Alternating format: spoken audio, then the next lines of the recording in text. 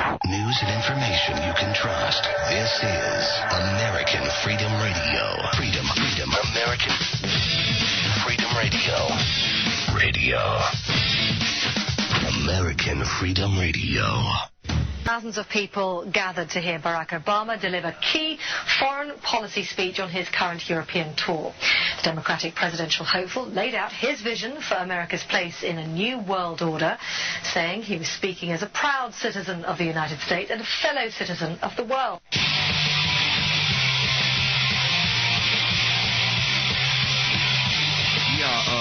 Which is it? A citizen of Indonesia, a citizen of Africa, not a citizen of America, a citizen of the world? Oh, okay. Thank you, Barry. Cousin Barry.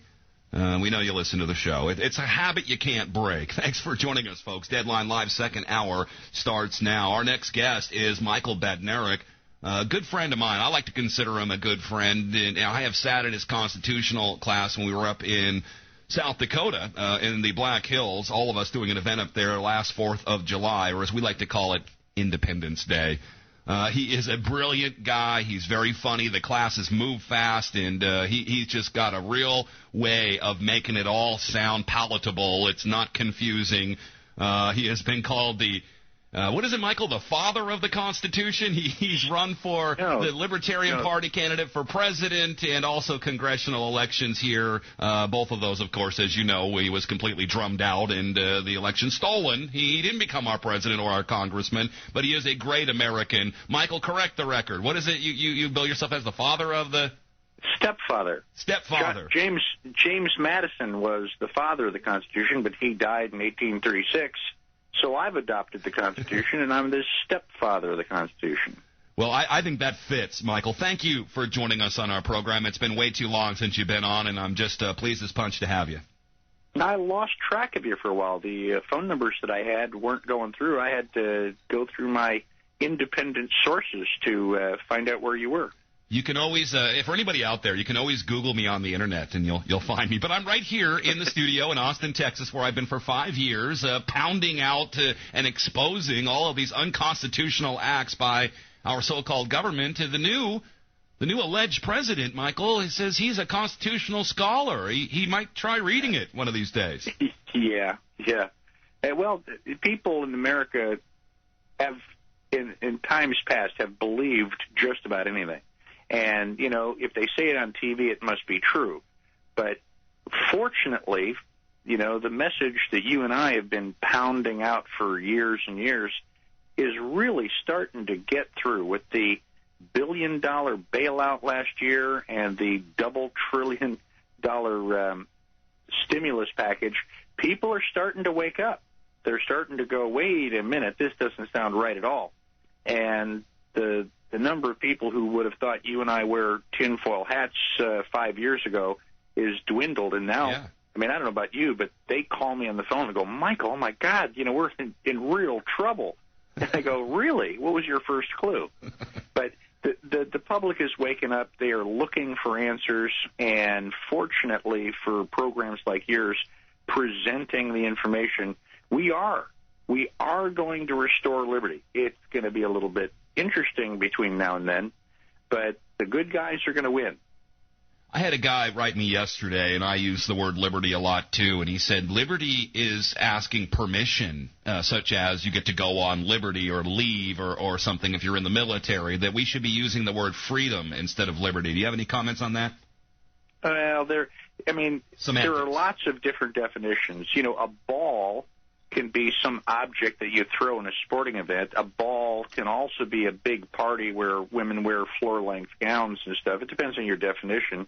And, yeah, I know that the Navy uses that term for, you know, letting the sailors off the boat. But it's a specious, you know, liberty is clearly being able to do what you want and use your property as you see fit without government interference. And so there's no way that I'm going to allow somebody else to steal the definition of liberty. Yeah, thank you very much. Yeah. So I do love liberty, but I love freedom equally as well. So there you go. That's so much for our semantical argument. You know, I like how when you're breaking down the Constitution in your classes, and we're going to promote. You're going to be here in Austin teaching a class here this weekend. I like how, most people look at the Constitution, they say, well, it guarantees us life, liberty, and the pursuit of happiness, where you say it guarantees us life, liberty, and property, which I think is really a big distinction in the days of wealth spreading. We're wealth spreading out there right now with Cousin Barry Obama. Do you want to explain that distinction, please? Yeah, the Declaration of Independence originally said that we hold these rights to be sacred and undeniable, and then they came in and tweaked it to make it say, that they were self-evident.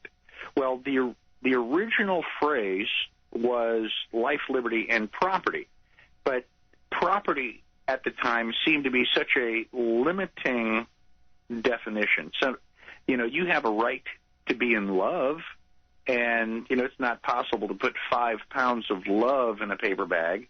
And so Benjamin Franklin was trying to open up the scope. Yes, you have a right to property, which they thought was obvious, but we want to include those other abstract things that don't quite fall into the category of property. And so they changed property to pursuit of happiness. Well, that may have been a poetic license at the end, during that time. But if they had left it life, liberty, and property, I think that people would understand it. The good news is that the Fifth Amendment does say that you cannot be deprived of life, liberty, or property without due process of law. And then we have to obviously decide what due process of law is. But we cover that in the class. Yeah. You bill yourself, I guess, or others bill you as an originalist, which is exactly the same thing I hear Scalia saying, the guy in the black robe who's interpreting the Constitution for all the rest of us. What's the difference between you and someone like him, other than he's probably just lying? Yeah, well, Anton Scalia is one of the Supreme Court justices that I dislike the least. I mean, he's actually come up with some good ideas.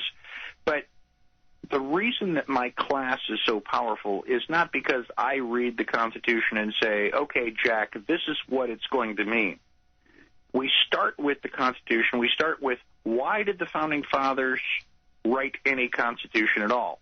With the different forms of government available, why didn't they give us socialism? Why not communism? Why did they decide on a constitutional republic? What was so good about that? And we analyze, human nature and the logical purpose of any legitimate government. And, the answer is that any government, if it's doing what it's supposed to, should be to defend your life, liberty, and property. If they're doing anything more than that, they are, doing what you're supposed to be doing. So once we do the logic, and that's all it is, it's just pure logic, we come up with the purpose of the Constitution, and then when you read the Constitution from that viewpoint, it all falls into place. It's like not so complicated anymore. It doesn't seem like it to me, and I've been reading it myself for many years, and I don't feel like I have to interpret it. It just says what it says. It's not that hard to figure out, and I think where people get sideways is, well, times have changed. The Founding Fathers never imagined something like semi-automatic weapons and et cetera, and that's where the works get kind of gummed up, is people trying to interpret what the Founding Fathers would have thought or written had they been alive here in 2009. That seems like essentially mind reading here. Why don't we just go with what it says? When Ron Paul gets asked a question, Michael, as you know, he never gets confused. He always has a quick and solid answer, and he never is a hypocrite because he's just reading what the Constitution says, and it's not that hard to forget when you know what it says.